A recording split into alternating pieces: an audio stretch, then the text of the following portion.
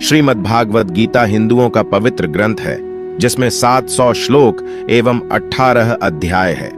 महाभारत के युद्ध के दौरान युद्ध के मैदान में अपने सगे संबंधियों को देख जब अर्जुन अपने कर्तव्य से विचलित हो गए थे, उस समय भगवान श्री कृष्ण ने अर्जुन को जो उपदेश दिए थे वही श्रीमद् भागवत गीता है। भागवत गीता में जीवन के हर एक प्रश्नों का उत्तर समाहित है। जो मनुष्य गीता को सुन लेता है वह जीवन के सभी दुख, वासना, ईर्ष्या, क्रोध, लोभ, मोह, लालच जैसे बंधनों से मुक्त हो जाता है। भागवत गीता मनुष्य के जीवन को बहुत ही सरल बना देता है, क्योंकि भागवत गीता में जीवन का असली मकसद बताया गया है। इससे पहले कि आप गीता के इन अनमोल उपदेशों में खो जाए, उससे पहले वीडियो को लाइक करके चैनल को सब्सक्राइब जरूर कर लें। भगवान श्री कृष्ण गीता में कहते हैं कि यहाँ सब कुछ बदलता रहता है। काल चक्र में इतनी शक्ति होती है कि वह राजा को रंक और रंक को राजा बना देता है। इस जीवन में एक पल में क्या हो जाना है और दूसरे पल में क्या हो जाना है, इसका आकलन कोई नहीं कर सकता। इस जीवन में कोई भी चीज स्थायी नहीं है। हर एक चीज शुरू होने के बाद उसका अंत अवश्य होता है और फिर नई चीज शुरू होती है। जीवन में दुख आते हैं तो कुछ पल के बाद सुख भी आते हैं। कभी लाभ होते हैं तो कभी हानि भी होती है। कभी जय होता है तो कभी पराजय भी होता है। कभी मान होता है तो कभी अपमान भी होता है। इसलिए मनुष्य को चाहिए कि वह दुख को भी अस्थायी समझकर उसे अपनाए। गीता में भगवान श्री कृष्ण अर्जुन को कहते हैं कि किसी चीज को शुरू करने के लिए कभी कोई सही समय नहीं होता। मनुष्य जब कोई चीज शुरू करता है वही उसके लिए सही समय होता है। जो मनुष्य सही समय के इंतजार में रहता है उसके लिए सही समय कभी नहीं आता और वह कभी भी अपने काम को शुरू नहीं कर पाता। ऐसे मनुष्य जीवन भर सही समय का इंतजार करते ही रह जाते हैं और कभी सफलता प्राप्त नहीं कर पाते। इसलिए मनुष्य को चाहिए कि सही समय की प्रतीक्षा करने के बजाय वह अभी से ही काम को शुरू करें। बीते कल और आने वाले कल की चिंता करना व्यर्थ है, क्योंकि ना बीते हुए कल को बदला जा सकता है और ना आने वाले कल को देखा जा सकता है। मानव को वर्तमान का आनंद लेना चाहिए। भूतकाल में बीते घटनाओं को सोचकर एवं आने वाले कल की चिंता करके मनुष्य वर्तमान के सभी पलों को व्यर्थ गुजार देता है। जो हो गया सो हो गया और जो होगा उसे टाला नहीं जा सकता। इस सत्य को अपनाकर मनुष्य को वर्तमान के हर एक पल का आनंद उठाना चाहिए। हर व्यक्ति दुनिया को अपने अपने नजरिए से देखता है। जिसकी जैसी नजर यह दुनिया उसके लिए उसी तरह है। दुनिया को बदलने से पहले खुद के नजरिया को बदलना जरूरी होता है। जिस दिन आपका नजरिया अच्छा हो जाएगा, यह दुनिया भी आपको बहुत अच्छी लगेगी। नजरिया हमारे व्यक्तित्व का बहुत अहम हिस्सा होता है। यही हमारे जीवन यात्रा की दिशा तय करता है। नजरिया सकारात्मक और नकारात्मक दोनों हो सकता है। नकारात्मक नजरिया होने से व्यक्ति केवल निराशा और दुख पाता है, लेकिन सकारात्मक नजर से व्यक्ति को यह जीवन बहुत ही सरल और सहज लगने लगता है। क्रोध मानव के विनाश का कारण होता है, क्योंकि क्रोध से भ्रम पैदा होता है और भ्रम से बुद्धि विचलित हो जाती है। क्रोध में मानव को कुछ भी आभास नहीं रहता है। क्रोध में मानव अपनों के प्रति भी गलत शब्द का प्रयोग करता है। गलत शब्द व्यक्ति को दिल से चोट पहुंचाता है, जो घाव कभी मिट नहीं पाता। क्रोध में मानव कभी भी सही निर्णय नहीं ले पाता और क्रोध में ली गई निर्णय हमेशा ही दुखदायी होती है। क्रोध में व्यक्ति की आंखें बंद हो जाती हैं और उसका मुंह खुल जाता है। वह समझ ही नहीं पाता कि क्या सही और गलत है। क्रोध उसे गलत राह पर ले जाती है। इसलिए मनुष्य को क्रोध पर काबू करके मन को शांत रखना चाहिए। श्री कृष्ण कहते हैं कि कर्म करो, फल की इच्छा मत रखो, क्योंकि कर्म करना मनुष्य के अधीन है, लेकिन फल प्राप्त करना मनुष्य के अधीन नहीं है। मनुष्य अगर सच्चे दिल से और कर्म को धर्म समझकर कर्म कर रहा है तो उसे एक ना एक दिन कर्म का फल जरूर मिलेगा। जो मनुष्य फल की इच्छा रख के कर्म करता है वह सुख दुख के जाल में फंस जाता है, क्योंकि जब मनुष्य अपने कर्म से फल प्राप्त नहीं कर पाता तो दुख उसे घेर लेती है। फल की पहली चिंता करने से मनुष्य अपने कर्म को सही से नहीं कर पाता, लेकिन जो मनुष्य बिना फल की चिंता किए कर्म को करता है उसे फल अवश्य मिलता है और वही व्यक्ति ज्ञानी होता है। कृष्ण कहते हैं कि मन जिसके बारे में हम सुनते हैं लेकिन कभी देख नहीं पाते, क्योंकि मन हमारे शरीर का एक शक्तिशाली अदृश्य हिस्सा है। मन ही तो है जो मनुष्य में तरह तरह के भाव को उत्पन्न कराता है और मनुष्य उसी के अनुसार व्यवहार करता है। मन मनुष्य को अपने जाल में इस कदर फंसा के रखता है कि मनुष्य लाख कोशिश कर ले, लेकिन वह अपने मन पर काबू नहीं पा पाता। मन काफी शक्तिशाली होता है। वह मनुष्य को अपने अधीन रखता है और हमारा मन हमें चाहता रहता है।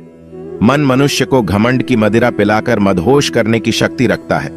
मन मनुष्य को जीवन के अंत तक अपने जाल से निकलने नहीं देता, जिस कारण मनुष्य सदा जीवन के मोह माया में व्यस्त रहता है। हर मनुष्य की आत्मा के अंदर परमात्मा का प्रकाश है और उस परमात्मा का साक्षात्कार करने के लिए मनुष्य को अपने मन पर नियंत्रण करना चाहिए। एक बार मनुष्य मन पर काबू पाने में सफल हो जाए तो वह जीवन के मोह माया से बहुत आसानी हट सकता है। मनुष्य का शरीर विनाशी है, उसका कोई अस्तित्व नहीं, लेकिन मनुष्य का आत्मा अविनाशी है। आत्मा कभी नहीं मरती, यह सदा अमर रहती है। आत्मा को ना कोई शस्त्र मार सकता है, ना कोई अस्त्र मार सकता है। मनुष्य का शरीर मृत्यु के बाद 5 तत्वों में विलीन हो जाता है, लेकिन आत्मा दोबारा नए शरीर में जन्म लेती है। इस प्रकार जो व्यक्ति जीवन के इस सत्य को समझ जाता है कि आत्मा कभी नहीं मरती, वह व्यक्ति कभी किसी के मरने का शोक नहीं मनाता, क्योंकि उसे पता है कि केवल शरीर मरा है, आत्मा तो जिंदा है। शरीर का नाश होने के बाद आत्मा दोबारा किसी अन्य शरीर का रूप लेगी। व्यक्ति जो कर्म कर रहा है वह पाप है या पुण्य, यह कार्य को करते हुए देखकर नहीं कहा जा सकता। व्यक्ति किसी भी कर्म को जिस भावना से करता है, वही उस व्यक्ति के कर्म को पाप और पुण्य के रूप में परिभाषित करता है।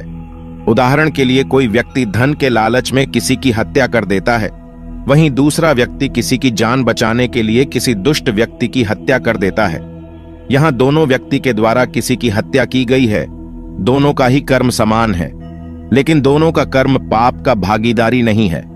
लूट के उद्देश्य से हत्या करने वाले व्यक्ति का कर्म पाप का भागीदारी होगा, लेकिन किसी के जान बचाने के उद्देश्य से दुष्ट व्यक्ति की गई हत्या पाप की श्रेणी में नहीं आएगा। जिस चीज को पाने के लिए मनुष्य जीवन भर संघर्ष करता है, जिसे पाने के लिए अपनों से बगावत करता रहता है, जिसे पाने के लिए सब कुछ कर जाता है, उनमें से कोई भी चीज मृत्यु के दौरान उसके साथ नहीं जाती। इसलिए हर मनुष्य को जीवन के इस सत्य को अपनाकर संतुष्ट रहना चाहिए। खुद पर विश्वास मनुष्य को ताकतवर बनाती है। आपकी सफलता आपके खुद के विश्वास पर निर्भर करती है। व्यक्ति अगर खुद पर विश्वास कर ले तो वह हर एक कठिन कार्य को कर सकता है। खुद पर विश्वास मनोबल को ऊंचा करती है और व्यक्ति लक्ष्य को प्राप्त करने के लिए निश्चय कर पाता है। खुद पर विश्वास करके अगर मनुष्य कर्म में लग जाए तो उस कर्म को करने में उसे आनंद आता है और निश्चित ही उसे सफलता मिलती है।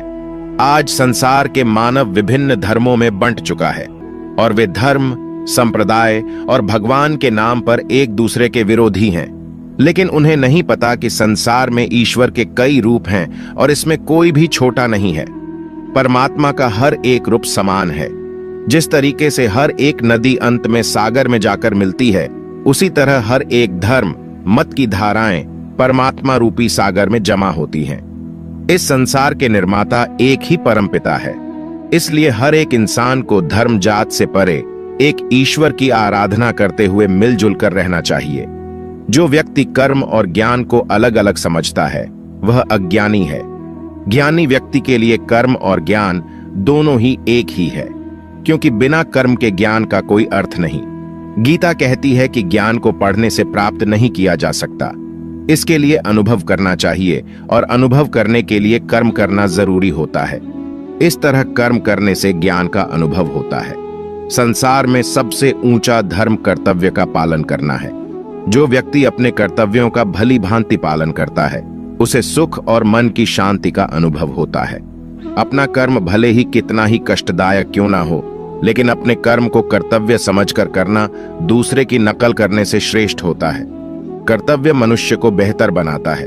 हर एक कर्म में दोष होता है, इसलिए दोष देकर अपने कर्तव्य से पीछे नहीं हटना चाहिए। जिस प्रकार अग्नि के साथ धुआं भी होता है, उसी तरह हर एक कर्तव्य में छोटा मोटा दोष हो सकता है, लेकिन इस पर ज्यादा विश्लेषण करने से संशय और अकर्मण्यता पैदा होता है। जीवन में हर एक चीजों का संतुलन होना जरूरी है। जीवन में अच्छे बुरे दिन आते रहते हैं, किसी भी हालात में अति नहीं करना चाहिए। जैसे दुख आने पर बहुत ज्यादा निराशा में डूबना नहीं चाहिए, और ना ही सुख आने पर बहुत ज्यादा खुश होना चाहिए, क्योंकि कोई भी चीज अस्थायी होती है। इससे असंतुलन पैदा होता है जो जीवन की गति और दिशा को बाधित करता है, और इससे अनावश्यक दुख और कष्ट उत्पन्न होते हैं। मन, विचार और कर्म में संतुलन बनाकर ही ज्ञान की प्राप्ति की जा सकती है। कर्मों को एक रूप से देखता है। उस व्यक्ति का नजरिया सही है। अज्ञानी पुरुष के पास ज्ञान नहीं होता, इसी वजह से वह हर किसी भी चीज को गलत नजर से ही देखते हैं। ताकि सार में ऐसे मनुष्य के बारे में भी बताया गया है जो मनुष्य अपने को मन को काबू में नहीं रख पाते। ऐसे लोग का मन इधर से उधर भटकता रहता है। ऐसे मनुष्य का मन उनके लिए शत्रु के समान काम करता है, क्योंकि मन व्यक्ति के मस्तिष्क पर बहुत गहरा प्रभाव डालता है। जब मनुष्य का मन स्थिर रहता है तो वह व्यक्ति भी सही तरीके से अपना काम करता है। गीता के सार में यह भी बताया गया है कि मनुष्य को सबसे पहले अपनी खुद का आकलन, मतलब खुद के बारे में जान लेना चाहिए। खुद की काबिलियत और क्षमता को जानना ही मनुष्य को आत्मज्ञान की प्राप्ति करा सकता है। जब तक मनुष्य खुद के बारे में जान नहीं लेगा, तब तक उस मनुष्य का उद्धार नहीं हो सकता। हर एक मनुष्य को अपने आप पर पूरा पूरा भरोसा करना चाहिए, क्योंकि जो लोग खुद पर विश्वास करते हैं वह अवश्य ही सफलता प्राप्त करते हैं। ऐसा भी बताया जाता है कि जो व्यक्ति जैसा विश्वास करता है, आखिरकार वैसा ही बन जाता है। मनुष्य को कर्मों को करते रहना चाहिए और यह नहीं सोचना चाहिए कि इस कर्म का क्या परिणाम उनको प्राप्त होगा, क्योंकि कर्म का फल तो हर एक इंसान को मिलता ही है। इसलिए मनुष्य को चिंता ना करके अपने कर्मों पर ध्यान देना चाहिए। ऐसा करने पर वह अपने किसी भी काम को सच्चे मन से करते हुए नजर आएंगे। मनुष्य के जीवन में सुख दुख दोनों ही स्थिति का अनुभव होता रहता है।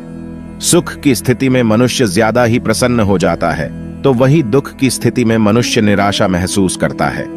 इसलिए सुख और दुख दोनों ही स्थिति में मनुष्य को अपने मन पर काबू रखकर उसे स्थिर रखना ही योग्य कहलाता है।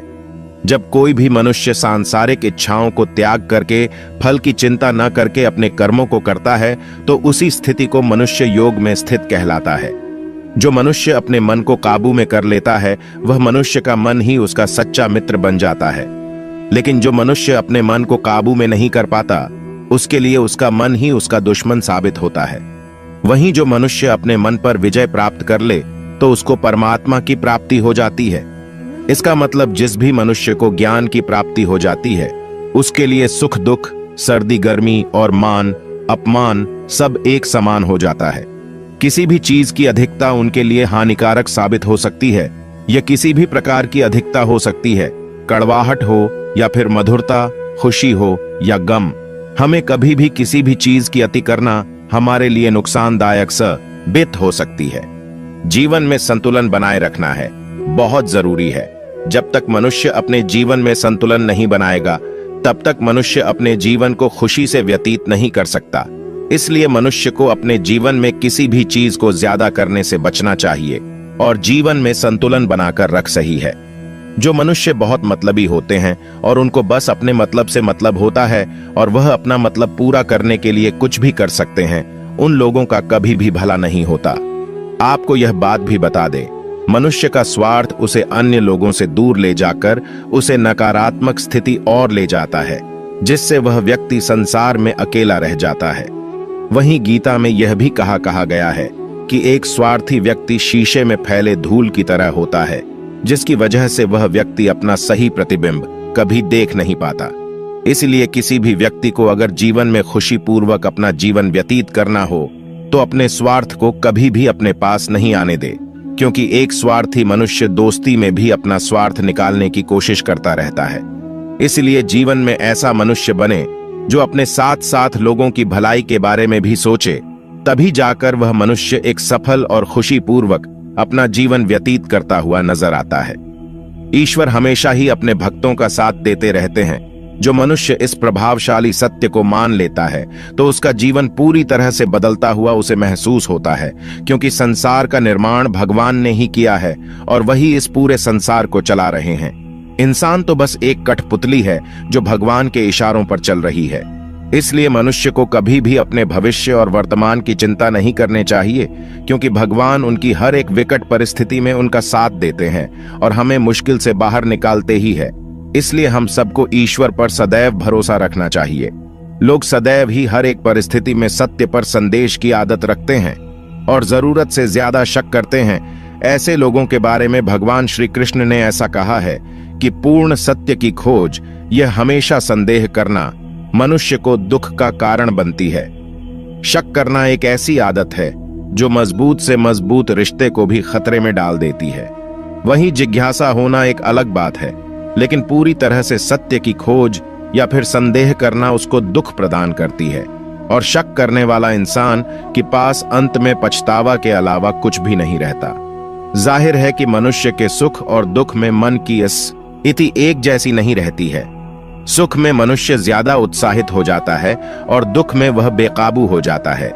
इसलिए सुख और दुख दोनों में ही मनुष्य के मन की समान स्थिति हो, इसे योग ही कहा जाता है। वहीं जब मनुष्य सभी सांसारिक इच्छाओं का त्याग करके बिना फल की इच्छा के कोई काम करता है, तो उस समय वह मनुष्य योग में स्थित कहलाता है। और जो मनुष्य मन को वश में कर लेता है, उसका मन ही उसका सबसे अच्छा मित्र बन जाता है। लेकिन जो मनुष्य अपने मन को वश में नहीं कर पाता है, उसके लिए वह मन ही उसका दुश्मन बन जाता है। वहीं जो मनुष्य अपने अशांत मन को वश में कर लेते हैं, उनको परमात्मा की प्राप्ति होती है। और जिस मनुष्य को ज्ञान की प्राप्ति हो जाती है, उसके लिए सुख दुख, सर्दी गर्मी और मान अपमान सब एक समान हो जाते हैं। ऐसा मनुष्य स्थिर चित्त और इंद्रियों को वश में करके ज्ञान द्वारा परमात्मा को प्राप्त करके हमेशा संतुष्ट रहता है। गीता सार के इस उपदेश को अगर कोई भी व्यक्ति अपने जीवन में पालन करे, तो निश्चय ही वह एक सफल व्यक्ति बन सकता है। जो लोग पूरे विश्वास के साथ अपने लक्ष्य को पाने का प्रयास करते हैं, वह निश्चय ही अपने लक्ष्य को पा लेते हैं। लेकिन मनुष्य को अपने लक्ष्य को हासिल करने के लिए लगातार चिंतन करते रहना चाहिए। मनुष्य को तनाव से दूर रहना चाहिए, क्योंकि तनाव इंसान को सफल होने से रोकता है। अपने काम को पहले प्राथमिकता दें और पहले अपने काम को पूरा करने की कोशिश करें, तभी दूसरे का काम करें। क्योंकि जो लोग पहले अपने काम को नहीं करते और दूसरे का काम करते रहते हैं, वे लोग अक्सर परेशान रहते हैं। श्रीमद् भगवत गीता में भगवान श्री कृष्ण कहते हैं कि सब एक ही भगवान की विभूतियां हैं। जो लोग भगवान के अलग अलग रूपों की पूजा करते हैं और उनकी अलग अलग शक्तियों में भरोसा रखते हैं, ऐसे लोगों के लिए यह जान लेना बेहद जरूरी है कि सभी एक ही भगवान की विभूतियां हैं। मनुष्य के अच्छे गुण और अवगुण भगवान की शक्ति के ही रूप हैं। इसका सार यह है कि लोक में जितने देवता हैं, सभी एक ही भगवान की विभूतियां हैं। वहीं कोई पीपल को पूज रहा है, तो कोई पहाड़ को, कोई नदी या समुद्र को। असंख्य देवता हैं जिनका कोई अंत नहीं है। लोग अपनी अपनी आस्था के मुताबिक देवी देवताओं के अलग अलग स्वरूपों की पूजा करते हैं, लेकिन सभी एक ही भगवान की विभूतियां हैं। जो लोग सच्चे मन से भगवान की आराधना करते हैं और अपना पूरा ध्यान भगवान की भक्ति में लगाते हैं, वे लोग पूर्ण सी जद योगी माने जाते हैं। वहीं जो मनुष्य परमात्मा के सर्वव्यापी, अकल्पनीय, निराकार, अविनाशी, अचल स्थित स्वरूप की उपासना करता है और अपनी सभी इंद्रियों को वश में करके सभी परिस्थितियों में समान भाव से रहते हुए सभी प्राणियों के हित में लगा रहता है, उस पर ईश्वर की कृपा जरूर बरसती है। जो लोग दूसरी की भलाई पर ध्यान नहीं देते और सिर्फ अपना मतलब साधने में लगे रहते हैं, उन लोगों का कभी भला नहीं होता। आपको बता दें कि इंसान का स्वार्थ उसे अन्य लोगों से दूर ले जाकर नकारात्मक हालातों की तरफ धकेलता है, जिसके चलते व्यक्ति अकेला रह जाता है।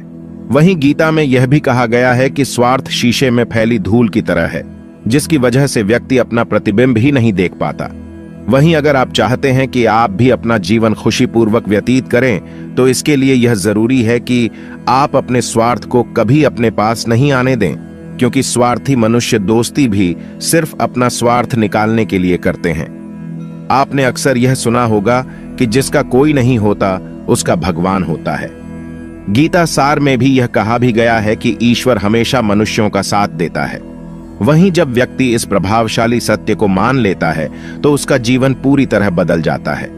सृष्टि निर्माता ईश्वर ही है जो संपूर्ण जगत को चला रहा है। वहीं इंसान तो बस ईश्वर की हाथ की एक कठपुतली है। इसलिए इंसान को कभी अपने भविष्य या फिर अतीत की चिंता नहीं करनी चाहिए, क्योंकि हर विकट परिस्थिति में ईश्वर इंसान का साथ देता है और उसे मुश्किल से बाहर निकालता है। इसलिए हम सभी को ईश्वर पर भरोसा रखना चाहिए। जिन लोगों में शक या संदेह की आदत होती है, या फिर जो लोग जरूरत से ज्यादा शक करते हैं। ऐसे लोगों के लिए श्री कृष्ण ने गीता में कहा है कि पूर्ण सत्य की खोज या फिर संदेह की आदत इंसान के दुख का कारण बनती है, क्योंकि शक करना एक ऐसी आदत है जो कि मजबूत से मजबूत रिश्ते को भी खोखला कर देती है। वहीं जिज्ञासा होना भी लाजमी है, लेकिन पूरी तरह सत्य की खोज या फिर संदेह ही इंसान के दुख का कारण बनती है, और शक करने वाले इंसान बाद में इसका पश्चाताप करते हैं। श्री कृष्ण कहते हैं कि जो चीजें हमारे दायरे से बाहर हो उसमें समय गंवाना मूर्खता ही होगी। न तो यह शरीर तुम्हारा है और न ही तुम इस शरीर के मालिक हो। यह शरीर पंच तत्वों से बना है, आग, जल, वायु, पृथ्वी और आकाश। एक दिन यह शरीर इन्हीं पंच तत्वों में विलीन हो जाएगा। जी में हम कितने सही हैं और कितने गलत हैं, यह केवल दो लोग जानते हैं, एक परमात्मा और दूसरी हमारी अंतरात्मा। परिवर्तन ही संसार का नियम है। एक पल में हम करोड़ों के मालिक हो जाते हैं और दूसरे पल ही हमें लगता है कि हमारे पास कुछ भी नहीं है। क्रोध से भ्रम पैदा होता है, भ्रम से बुद्धि व्यग्र होती है। जब बुद्धि व्यग्र होती है तब तर्क नष्ट हो जाता है। जब तर्क नष्ट होता है तब व्यक्ति का पतन हो जाता है। जैसे अंधेरे में प्रकाश की ज्योति जगमगाती है, ठीक उसी प्रकार से सत्य की चमक भी कभी फीकी नहीं होती। इसलिए व्यक्ति को सदैव सत्य के मार्ग पर चलना चाहिए। मनुष्य जिस रूप में ईश्वर को याद करता है, ईश्वर भी उसे उसी रूप में दर्शन देते हैं। अपने आप को भगवान के प्रति समर्पित कर दो, यही सबसे बड़ा सहारा है। जो कोई भी इस सहारे को पहचान गया है वह डर, चिंता और दुखों से आजाद रहता है। इंद्रियों की दुनिया में कल्पना सुखों की प्रथम शुरुआत है और अंत भी जो दुख को जन्म देता है। मन की गतिविधियों, होश, श्वास और भावनाओं के माध्यम से भगवान की शक्ति सदा तुम्हारे साथ है और लगातार तुम्हें बस एक साधन की तरह प्रयोग करके सभी कार्य कर रही है। बुरे कर्म करने वाले, सबसे नीच व्यक्ति जो राक्षसी प्रवृत्तियों वाले होते हैं और जिनकी बुद्धि माया ने हर ली है, वो मेरी पूजा या मुझे पाने का प्रयास नहीं करते। बुद्धिमान को अपनी चेतना को एकजुट करना चाहिए और फल के लिए इच्छा नहीं करनी चाहिए। सज्जन व्यक्तियों को सदैव अच्छा व्यवहार करना चाहिए, क्योंकि इन्हीं के पद चिन्हों पर सामान्य व्यक्ति अपने रास्ते चुनता है।